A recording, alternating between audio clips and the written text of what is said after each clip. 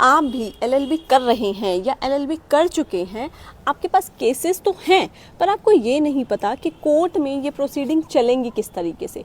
तो welcome you all to the day 1 of learning practice with me. सबसे पहले हम लेकर चलेंगे कि अगर आपका जो क्लाइंट है वो एक्यूज्ड है, जिसने कि वो ऑफेंस किया है, तो सबसे पहले क्या होगा कि वो जो आपका क्लाइंट है आपको फ़ोन करके बताएगा कि इस तरीके का कोई एक्ट कर दिया है, ऑफेंस होगा।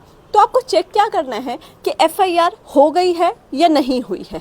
अगर एफआईआर हो गई है तो उस केस में हम सबसे पहले क्या करेंगे, आप बीएनएसएस में एंड में एक शेड्यूल दिया हुआ है, उस शेड्यूल को आप चेक करेंगे कि जिस सेक्शन में एफआईआर कटी है वो बेलेबल ऑफेंस है या फिर नॉन बेलेबल ऑफेंस है।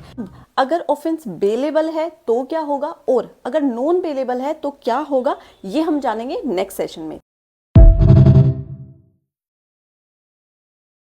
आप भी एलएलबी कर रहे हैं या एलएलबी कर चुके हैं, आपके पास केसेस तो हैं पर आपको ये नहीं पता कि कोर्ट में ये प्रोसीडिंग चलेंगी किस तरीके से। तो welcome you all to the day 1 of learning practice with me. सबसे पहले हम लेकर चलेंगे कि अगर आपका जो क्लाइंट है वो एक्यूज्ड है, जिसने कि वो ऑफेंस किया है, तो सबसे पहले क्या होगा कि वो जो आपका क्लाइंट है आपको फ़ोन करके बताएगा कि इस तरीके का कोई एक्ट कर दिया है, ऑफेंस होगा। तो आपको चेक क्या करना है कि एफआईआर हो गई है या नहीं हुई है। अगर एफआईआर हो गई है तो उस केस में हम सबसे पहले क्या करेंगे, आप बीएनएसएस में एंड में एक शेड्यूल दिया हुआ है, उस शेड्यूल को आप चेक करेंगे कि जिस सेक्शन में एफआईआर कटी है वो बेलेबल ऑफेंस है या फिर नॉन बेलेबल ऑफेंस है।